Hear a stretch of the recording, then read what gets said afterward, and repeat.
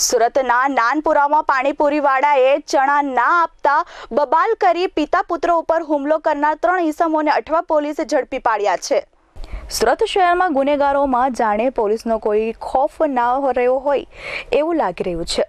Nanpura Dutch garden પાસે પાણીપુરીની લારી ચલાવતા પિતા પુત્ર પર 3 બદમાશોએ જીવલેણ હુમલો કર્યો હતો, જેને પગલે અઠવા લાઇન્સ પોલીસે હત્યાની કોશિશનો ગુનો નોંધી તપાસ હાથ ધરી હતી।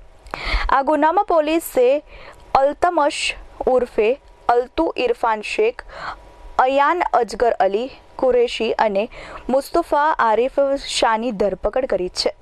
વધુમાં પોલીસે જણાવ્યું કે ત્રણેય આરોપીઓ 26મી તારીખે રાત્રે નાનપુરા ડચ ગાર્ડન પાસે પાણીપુરીની લારી ઉપર પાણીપુરી ખાવા માટે ગયા હતા। પાણીપુરી ખાધ્યા પછી ત્રણેય જણાએ ચણા ખાવા માટે માંગ્યા હતા। પિતા પુત્રએ ત્રણેય ચણા પણ આપ્યા હતા, જોકે ચણા બરાબર લાગતા ન હોવાનું કહીને ગાળાગાળી કરી હતી।